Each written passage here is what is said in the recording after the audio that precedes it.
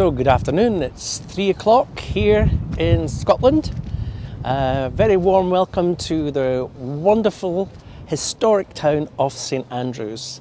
We're going to split it over 2 weeks. There's a lot to do in St Andrews and a lot to show you. So rather than doing it a long tour, we're going to do it next week. We'll follow up next week as well. Nearly everything is opened up here in Scotland. So the restaurants are opened up, the gyms are opened up, cafes are opened up. So we're getting back to almost normal. So a little bit about St Andrews. Let's start on our tour. Hope everybody's ready. Got your feet up, got your coffee ready. You're relaxed. You've got some golfers behind you there. Right here. We're standing here at the old course. St Andrews is famous for a couple of things.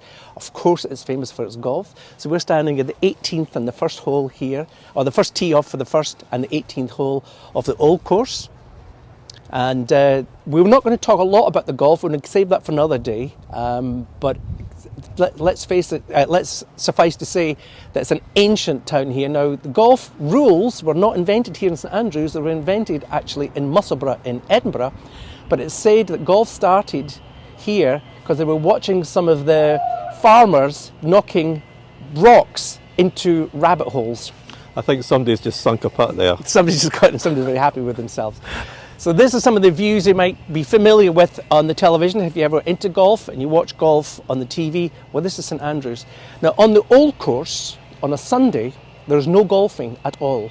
So you can actually picnic, you can take your dog for a walk, you can do anything you want on a Sunday on the golf course here as well. In the distance, you'll maybe see a little bridge where there's 2 golfers just walking up, just come over it.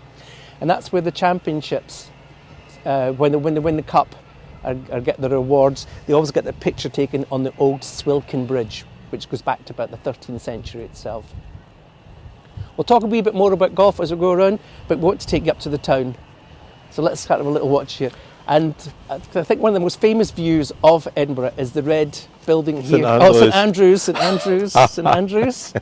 is the red building behind us here. This is always in the shop when you're watching the golf. And you're looking at the little gift shop here, the St Andrews Links golf courses, and look at if you want to buy your golf merchandise, St Andrews will not let you down. Teresa's saying it's making her homesick. This is where she comes from. Oh, really? Oh, well, welcome home, Teresa. And we'll talk a wee bit, as I say, we'll talk about the golf further on.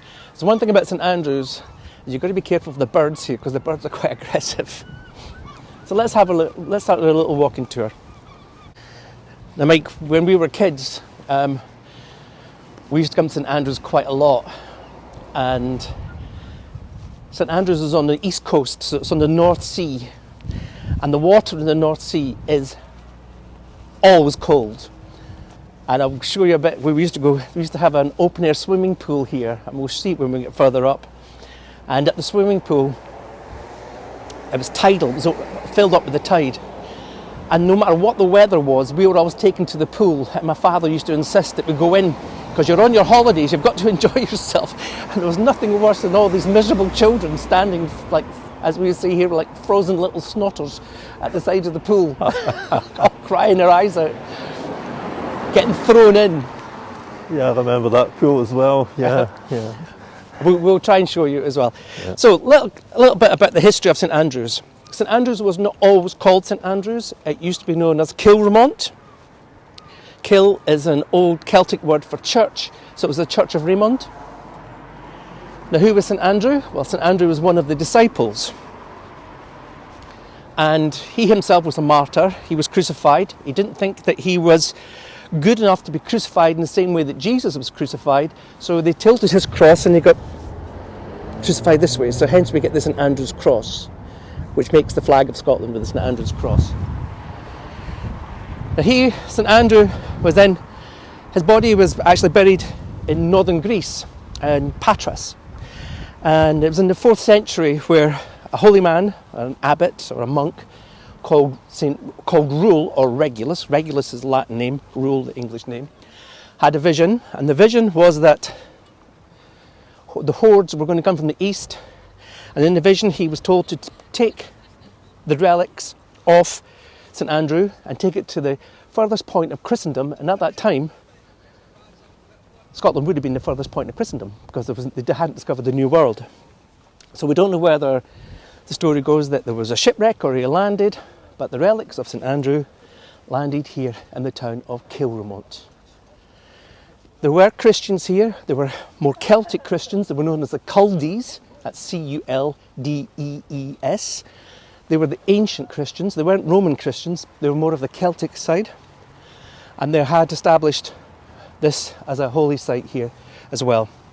We'll talk a wee bit more about that, so it's giving you a wee bit background on where the name comes from. It didn't change its name until about the 11th century under Queen Margaret. I'll talk a wee bit more about her. But let's take a wee leap forward. We've talked before about the Reformation here in Scotland, around about the 1500s. We talked about John Knox. We talked about the iconoclasm before, where the country was changing from being Catholic country into Protestant country. Well, it didn't all go too smooth. St Andrews was the centre of the Catholic religion here in Scotland. There were some graduates from the universities here who, if you studied here in St Andrews, you would always go across to Europe, and there they were picking up the new ideas from Luther, from Calvin, and they were coming back to Scotland with some of these Protestant ideas. They started to preach Protestantism. There are 4 guys in particular who suffered for their faith, and we're going to talk a wee bit more about Patrick Hamilton. He was one of the first Protestant martyrs here in Scotland. Well, he was the first Protestant martyr here in Scotland. He was burned at the stake. We also had Henry Forrest, George Wishart. Mike is going to talk about George Wishart a wee bit more next week. And then there was Walter Mill. Now these are the 4 martyrs here in St Andrews, and this monument commemorates the martyrs. And they suffered their death by burning, basically, to show as an example. And we'll talk a wee bit more when we go up to the university itself. So how did St Andrews develop? Well, it already developed as a favourite place for the Stuarts who would come here. They had a palace not very far from here, and also there was hunting grounds on the coast. But ecclesiastically, it started to build around about the 1100s. I talked about Queen Margaret before. Queen Margaret was the one who initiated the ferry. So we get Queen's Ferry, we get North Queen's Ferry and South Queen's Ferry. She was the one that petitioned Rome to set up pilgrimage rights here, because she realised that they did have the relics of a A-list saint.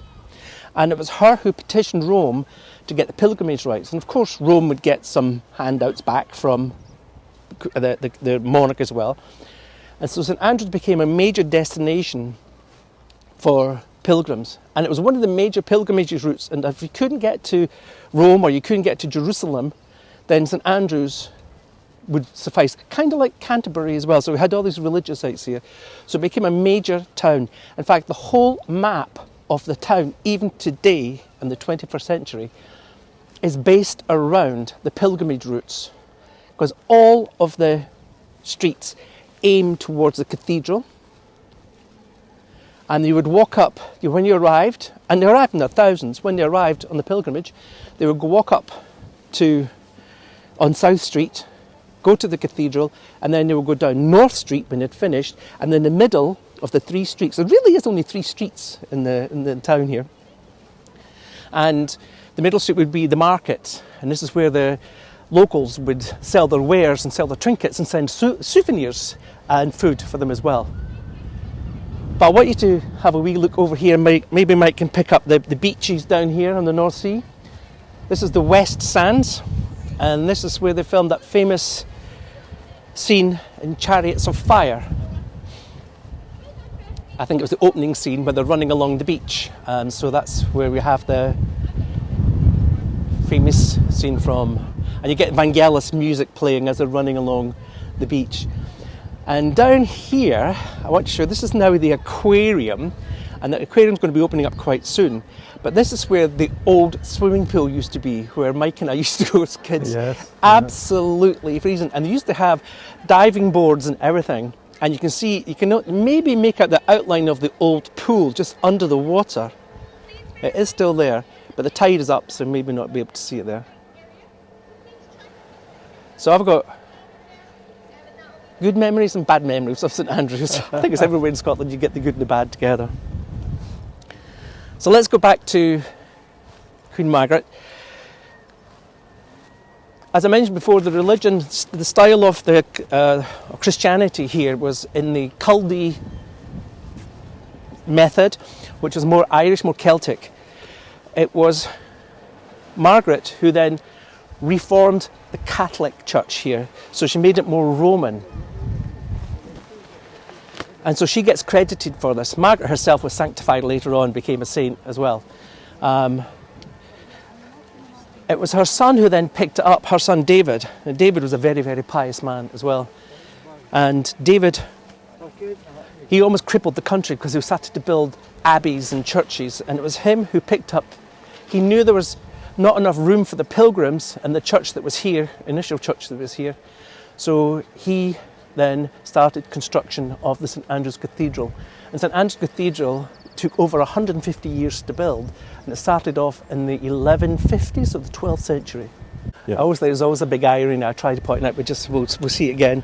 Right opposite the aquarium, there is a fresh seafood restaurant, and I was thinking, if anything flips too high, it flips out the aquarium right into the frying pan for the seafood.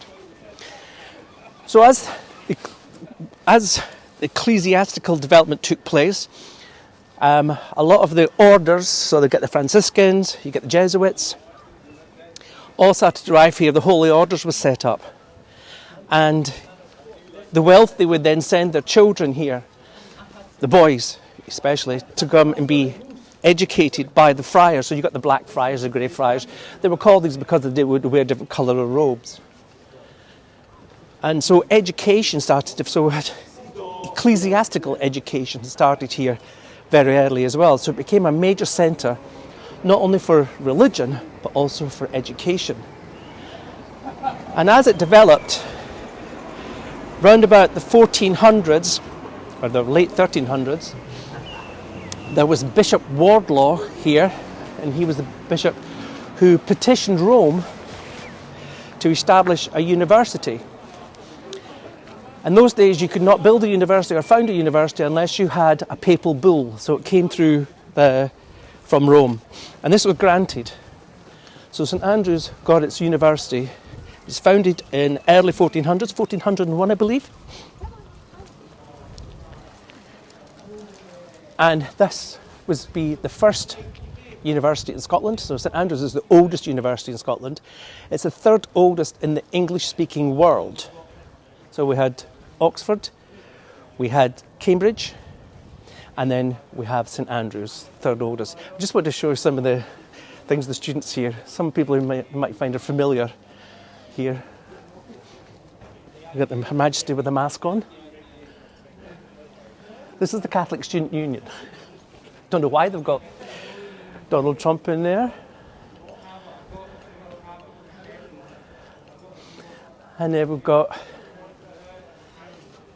I suppose he's got the golfing connection there, Joe, Donald Trump, yeah? But maybe a papal connection as well, because then we've got the Pope and Mr. Johnson. Just thought I'd like to point out, so we've got the Catholic Student Union here, which is directly opposite the Catholic Church on the other side. I was brought up Catholic, Mike, and when I went up to Edinburgh University, I kept on getting petitioned, these things under my door from the Catholic Student Union, and I couldn't figure out why they're picking on me, because I'm not religious as such. And I found out later on that it was my grandmother back home had got in touch with the parish priest. She had given my address to the parish priest, who then gave it to the Catholic Students' Union, who would then hound me every week to come to the Catholic Students' Union. So I couldn't get away from them. So a question I sometimes get, Joe, I don't know if you can answer this, is what are the proportion of Catholics to Protestants in Scotland today, do you think? I think it's not a lot. I think it's about 10%. I could look into that 10%, though. 10% Catholic? Yeah, 10% Catholic. I don't think it's a lot. Maybe someone else could answer that, but I don't think it's as... Obviously, it changed with the Irish immigration coming over as well, and the Italians arriving. But I still think it's about, maybe it's about, I would say 10 to 15% Catholics. But that brings me on to the population here. The population of St Andrews itself is only about 17,000 in terms of citizens, but the population of the university is about 10,000. So you can see that the university has a major influence in the economy of the town itself. It's a huge employer, vast employer. And during summertime, the whole city changes. But then in the summertime, you get all the golfers coming in as well. So the population stays a lot the same. So the economy is based around university and golf as the main. And of course, it is a big market town for the local farmers as well. And what subjects do they study here, Joe, at the university? Well, everything through from the classical studies, because it is famous for its classical studies, but they can do English, French, geography, you can do all the sciences here. I did come up here for a little while, just to do some classes up here as well. There's, and I was in the science, I was a science major. All of the standard university courses, everything. It's a very small university, but it's a very well-known university. And also very highly regarded. It's part of the Russell Group, which is like the American Ivy League, as is Edinburgh, Glasgow, Dundee and Aberdeen. Of course, this is where William and Kate came to study as well. Of course, yeah. Now the architecture here, you see, is very Scottish. You can see it's almost done in the Scots baronial style. Some sort of Jacobean outlooks in there. So this is the history faculty, or the history department. Small classes. This is only as part of the university. The major part of the campus is just as you come into the town. Lots of modern buildings as well. Especially for in the town. It's small. I mean, most of the property in the town is university property, but the major campus is outside where the modern buildings are. So all the science faculty, etc., is out of town. Look across here at this wonderful mansion house here.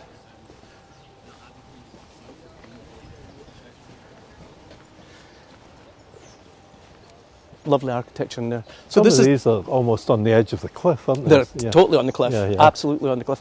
And this is the principles of St Andrews University. This is where you can see the university insignia above the door, and then the flag of the university up there as well. So this is the principal's residence for St Andrews University. It's beautiful, isn't it? It's very nice, yeah. Just so we know on the weather, it's getting a bit milder just now. It's dry just now. I think we're probably about 14 or 15 degrees centigrade. Yeah. Yeah. And when you're standing on the open there, it's always very windy. But once you come into the town, the wind just drops completely. This is the classics faculty here. So this is the School of Greek and Latin.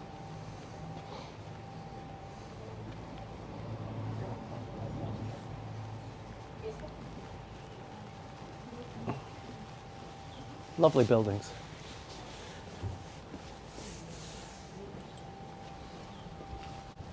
And of course, when Kate and William were here, there was a big influx of, when William arrived, I think before he met Kate, there was a big influx of young American females who all wanted to register here at the university. I wonder why. I wonder why, yeah. But there are signs around the town where you have people have really exploited it and said, William and Kate met here for a coffee. William and Kate met here for a sandwich. It's like Harry Potter a bit, isn't it? It's a bit... Very much. Yeah. And they have the tradition here in St Andrews where the first year students have to wear the red capes. When you come up here in your first year, you are appointed academic mother and father, and the mother and father will come from the third or fourth years. So you become, they're your guides. And then they have a festival where, it's not a graduation as such, it's when they feel that the first year students are now mature enough and they know their way about the town, they do this release almost. And they all gather in the quad that I'm going to take you into, and they come here with foam and flour, and it's a great big mess. And they pelt their student parents, the mummy and the daddy, they pelt them with all this stuff, and it's one great, big, huge mess, and it's called Raisin Sunday. So let's have a little walk in here, shall we, Mike? I love the tower here, Mike. Have a look at the tower. It is amazing, yeah. So this is St Salvators College, one of the colleges of the university. And I want you to take a look at the lovely architecture of the buildings here. This is a college, I think, Joe, that Kate and William were connected with, I believe. Yes, I think this is the one. Yeah. I think he studied, well, he studied Geography? Yeah, geography, and she studied art history, I think. And the geography department is just almost on the other side of these buildings there. But it's the architecture I want to have a look at in here. So this is known as Jacobean architecture. And you've got above the door on the right, the tower on the right, you can see that there are two unicorns. If you see the two unicorns together, then you know that these buildings were built before unification of Scotland and England, because after unification you would have the lion and the unicorn together. So these are pre-unification buildings here. It's a wonderful little quad, and we've got the Church of St Salvators here. It's interesting, you know, what I always think is when you look back at the universities back then, and the collegiate, weren't they? But religion touched on so many things of your life, didn't it? I mean, today it's difficult for us to get sometimes to connect with why is this chapel behind us? Why is it so much in the middle of the campus? And, you know, because of course today we're more secular. We're not as involved with religion as they were back then. Yeah. Well, Edinburgh University was the first official secular university. All the rest of them had to have papal bulls. And so you've got Aberdeen, Glasgow and St Andrews were all initiated through the papal bull. So Catholicism played a big part in it. After the Reformation, that's when everything changed. But St Salvators is one of the churches here that survived. And if you look at the church itself, inside it, we would love to take you in, but at the moment that they're locked, but we will be doing it in one of our webinars. In here, the St Salvators was established in 1450 by Bishop Kennedy, and inside the church is actually built around the tomb of Bishop Kennedy, so you can actually go in and see his tomb inside this church here. Unfortunately, there's shut at the moment. Now, you can see there's little things being set up here, little marquees. They're going to have a big dinner here tonight. This is one of their big university evenings. It's called I think We Can Do Anything or Nothing Can Stop Us. It's one of these university events that they have here. It's a lovely little quad. A lot of this is administration as well, isn't it, today? Yeah. They have a department here called the hebdomaders. The hebdomader comes from from the French hebdomad, which means weekly, and this is where the students were allowed to go out at weekends, and they'd have to check in and check out with a hebdomader, but obviously they don't do that anymore. And is it the third oldest university, Joe, after Oxford and Cambridge? Yeah, third oldest in the English-speaking world. Yeah. And if you look down here, Mike, on the slabs here, you'll see the names of some of the past students who sponsor the university as well. So they leave a legacy and they get the name put on the slabs. You also see this up at Culloden when you see the clans who've sponsored some of the slabs at the Culloden battlefield. You got a wee bit of a mixture of different periods too, with the more battered bit on the right there of stone. This is like 15th century, and then you go further over and it's like 18th century. 18th century. Yeah. Yeah, well, the roof was actually forced to collapse because it was back in the I think it was the 1800s. The roof wasn't very safe, so they actually pulled it down, and it was said you could hear it all over the town. These cloisters are quite interesting because most cloisters, in fact all cloisters in all of the abbeys in Scotland, all face south, because the monks, when we were doing the writing, needed the light and also for the warmth. And this is the only cloisters that we have that actually faces north. And it's because they're really late. and other abbeys that we have going back to the 12th and 13th century were all built with their cloisters facing down to the south to get the light. But I just love this tower here, St Salvators.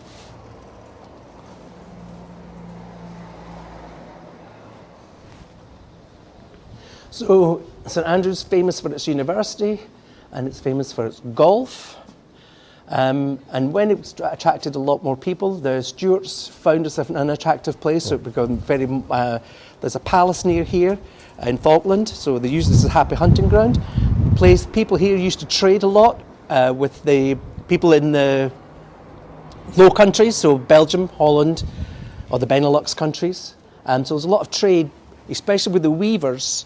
Trading back and forward. The ships would go back and forward, trading there, and they would bring over the tiles that would come over from the Netherlands were used as ballast, and a lot of them were used for the roofs of the houses here. All the houses were built of stone. Stone was ready available.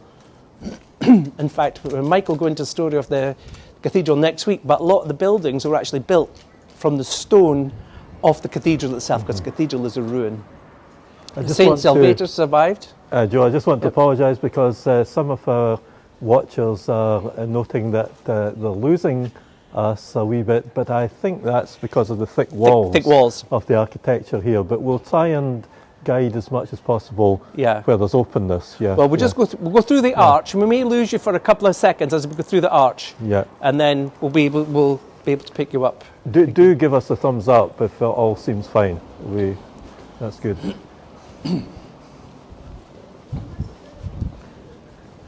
I would like to point out some of the graffiti here that goes back to 1798. I think that's great.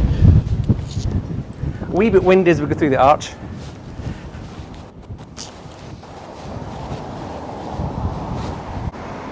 So we're standing here in one of the most historic places in St Andrews itself. You get a good view on the outside of St Salvators. You can see how old the building is here. Lovely stained glass windows. I'm going to talk a wee bit about the martyrs, particularly Patrick Hamilton. So Patrick Hamilton had studied at the university here. He had travelled over to Europe. He had been educated in the ways of Calvin and Luther. And when he came back to Scotland, he started to preach the Protestant religion. Here, this was the centre of Roman Catholicism for the whole of Scotland. And the cardinal who was here, Cardinal Beaton, he was particularly a vicious man, and he would have no truck with these Protestant preachers. And we're talking about the period of the 1500s, and the monarch here was Marie de Guise. She was the regent monarch here.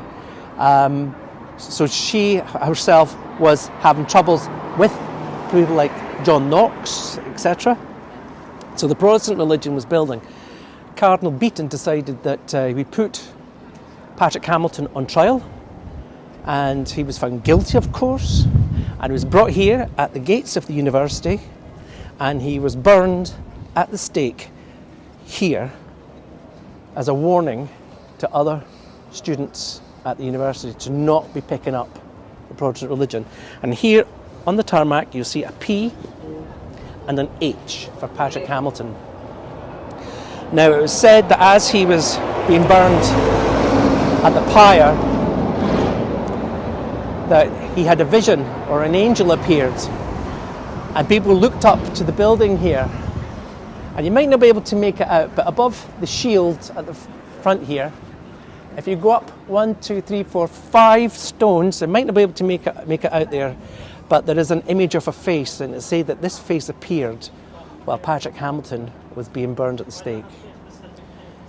Yeah, my cousin's daughter went to St Andrews and studied here, and she of course knew the story that you would never stand on this spot because especially just before your final exams you were bound to fail. That's right. But once you've passed your exams you can dance on this spot. Yep. Yeah. And if you stood on this before your exams, then you had to go down to the North Sea and swim in the North Sea to cleanse yourself. That's how it goes. But they still have this day during the term when all the kids go down to the North Sea, and they all go in. I think it's about 4 o'clock in the morning. They all go down in together. And also, when they start the university here, there's a march through the town, which is quite interesting to watch on the new students, all marching with their lovely red capes on, and they all go down to the beach area, down to where the boats are and the whole thing. So there's a lot of tradition to do with the sea here in St Andrews. Now, one thing I always like to point out to people are the names of the streets. So you're going to excuse me for a second here, Mike?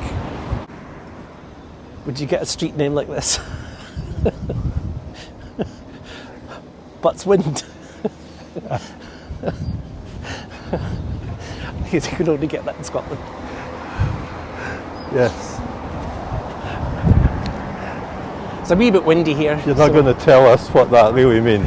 Well, I don't know what it really means. And Butts is where the part of the house, we have these little houses here called butt and bends. Yeah. So I think it's to do with the butts, the houses. Are like one room houses. And a wind is another name for a street. So it's just Butt Street. Even in English, even if you try and translate it, it doesn't sound, you can't get away with it as well. So. Oh, no. So you can see things are opening up. Well, this is the first day when you can actually go inside as long as you're not drinking alcohol. Is that right? To pick yeah, you up can drink alcohol outside until 8 o'clock. Yeah. But you can eat inside with no alcohol served. And this is part of the university library across the street here. But I think the view into St Salvators is gorgeous. I believe significantly too that it was a collegiate, inclusive church, and that's why this main doorway was facing out into the town. Yeah. Because it was like a symbol of saying, "Come, welcome." It still is. We embrace you. Yeah. Local. It's not just a university church at all. Yeah. And in fact, it's quite ecumenical as well. And it's open to the locals, so it's not specifically for the university. So but in the evening, when you're here in winter time especially, when the lights are on in the inside, these windows are beautiful technicolor when they're all lit up from the inside outside. Gorgeous. So it's 15th century, that architecture. It's just... They knew what they were doing. They were good builders back then. It's survived. And it survived a lot. Yeah. Well, here in Scotland also we have this tradition of where the students elect the rector of the university. And John Cleese was elected as a rector of St Andrews University. And if you became a rector of St Andrews University, then you automatically got membership of the Royal and Ancient Golf Club. However, it was for men only.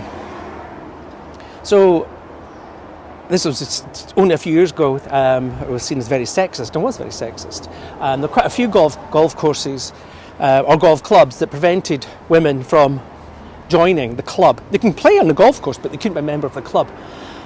So St Andrews University got together and they elected a female rector, and therefore they had to give her membership of the club. So they found a way around it by just using democracy to get over the ancient clubby rules against women here in St Andrews.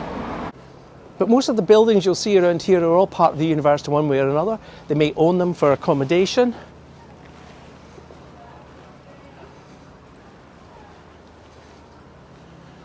Or there'll be departments.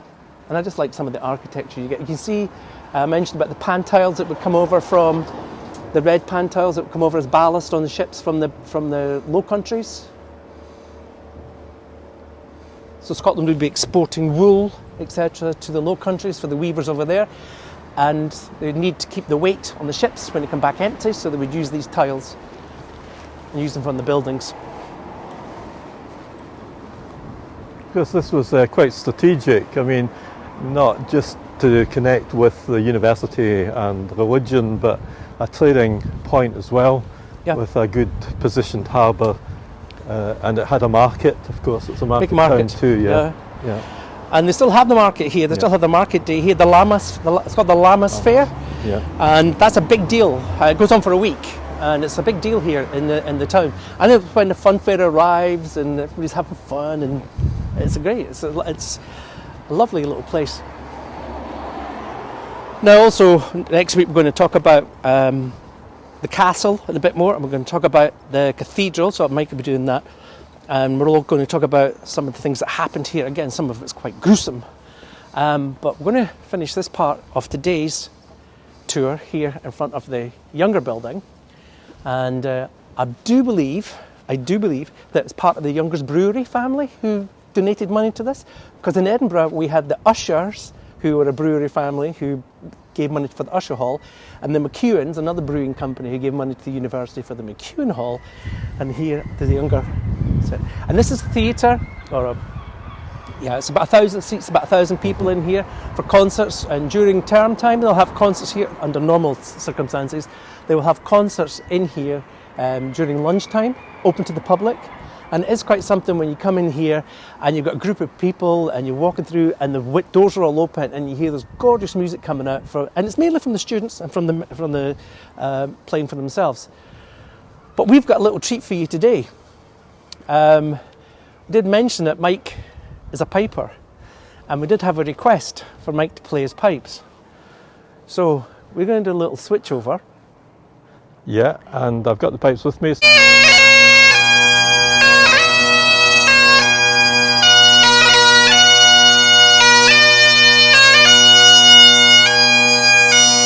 It's about 12 degrees here.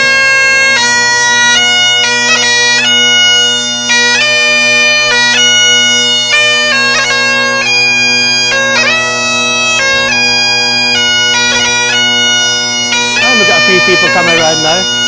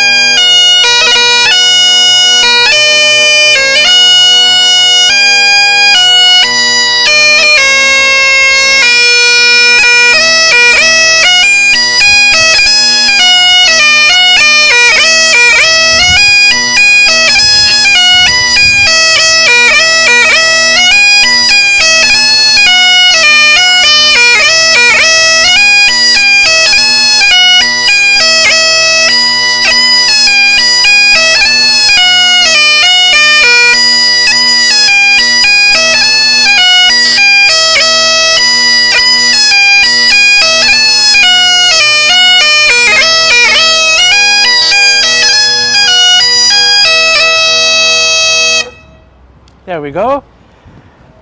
So we've got everybody say perfect, bravo, well done. Thank you. And I hope you enjoyed the tour. I certainly did. And Joe giving us this overall picture of St Andrews.